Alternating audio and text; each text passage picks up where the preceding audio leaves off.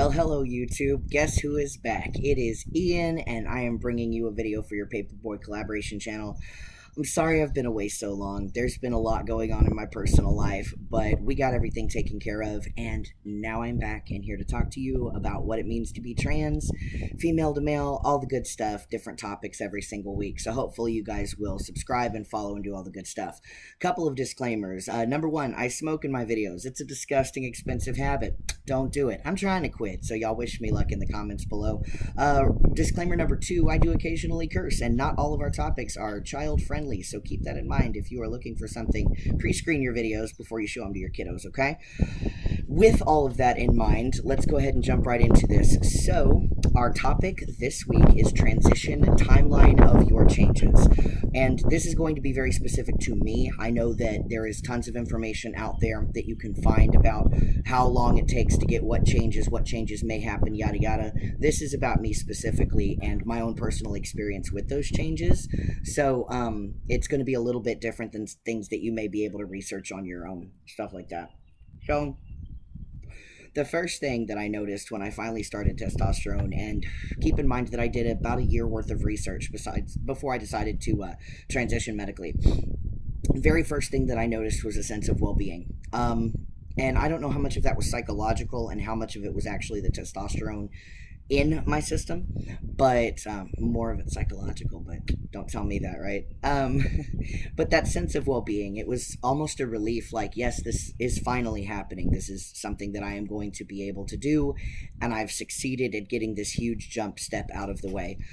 Within a few days of transitioning, I did notice that there was some growth downstairs region, which is what a lot of guys say that they notice the first change that they get is that initial growth. Within the first 2 weeks, I think I was sweating like a fiend a lot. I found myself, my appetite was increased, my energy was increased, all within the first couple of weeks. I think that I didn't start getting any noticeable difference in my voice externally. Now, for me, I felt like it was changing, but I actually had to go and check in with some of my drag family and find out if there were actual changes or if that was just me wanting it to change. But it took about 2 months before there were any noticeable changes to my voice, and you could definitely tell that there was a pitch difference there. Throughout that first couple of months, standard body hair changes, things like that, but everything was very, very slow. It went according to pace, what you would expect on a normal dose of testosterone for a normal, healthy adult.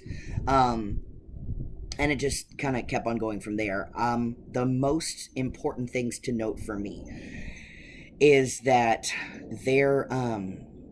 it took a very long time to get to the place where I am today. I know that there are a lot of trans men out there that do still have a clean shaven look because they have difficulty growing facial hair, and that is perfectly fine. I got really lucky, and I know that, but it took about 2 years before you could call my facial hair a beard, respectively. Same thing with the other hair on my body. It took about a year before it started to become really noticeable. All of these things happened very, very slowly.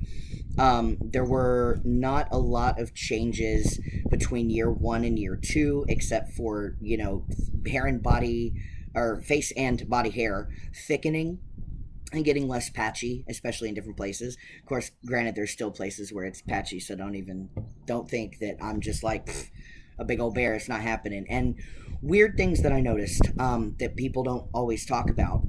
So much earwax production definitely increased. Nose hair, you gotta pay attention to your hair inside your nose because that shit tickles. And if you were not socialized as a boy growing up, you're not gonna expect it. But it's definitely something that we have to deal with. There were a few things that didn't happen for me in as significant a way as others. So quick disclaimer, don't tell anybody I told you guys this because it's super personal, but that growth, not so much for me. I know, it's a shame, but it doesn't happen for everybody, and that's why I bring it up. It's not something that everyone will get the same changes across the board, and for me, that's one of the things that I was definitely lacking in that department. So hey, I just blame it on being white. It is what it is. But I think that if you were to go and Google search, FTM transition timelines, pretty much everything that I experienced was the same across the board. So there's a couple things that I wanted to bring up that I was unfamiliar with, and I find that they're very, very important, and I do consider them a distinctive part of my transition. The first one was social behaviors. By the time I started presenting as male, about 8 or 9 months in is when people started gendering me correctly on a regular basis, is when I noticed that other men, specifically heterosexual cis men, started treating me differently, making jokes that they would not make in front of someone that they viewed as a woman, really gross comments, things like that. And I also noticed that women in general had a more standoffish vibe towards me, which, for obvious reasons, I mean, inherently threatening being a man. It's sad, but it is what it is. We've spoken about that on other videos in the past, but it's definitely part of my transition timeline. The farther I went in my physical changes, the more those social aspects kind of rounded out as well. I had top surgery about 3 years in, I believe, something like that. It's been a while, so it's been a couple of years now. I've been in full medical transition. I get a lot of those questions like, "Oh, did you do the full change?" I just tell them yes, because to me, it is what it is. The full change is different and subjective to every single person.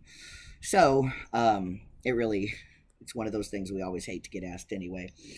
I can't think of anything in particular that really stands out. A couple things that I had to start watching out for is blood pressure, because with testosterone you do have an issue with regulating your blood pressure. That's something you want to stay into a doctor's care for, because hey, it is what it is. I'm a fat man and I'm on testosterone, so that's gonna happen to you regardless.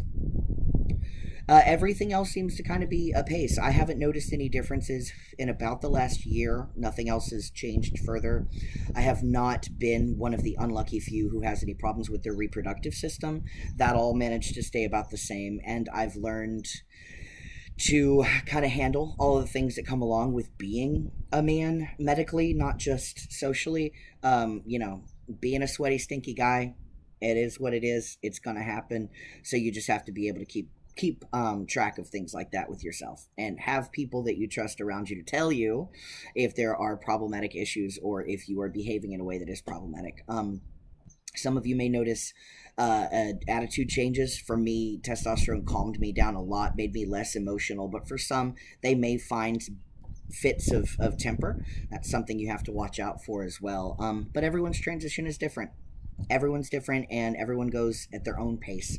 So if you haven't had changes yet that you're looking forward to, just give it time, and just be very aware of yourself and how you present to the world, because it will keep you out of a lot of sticky situations later, whether it's with your friends and family or with strangers on the street. Anyways, that's about all I've got as far as my transition timeline. I do have to say it is really good to be back, you guys. I'm going to be posting every week.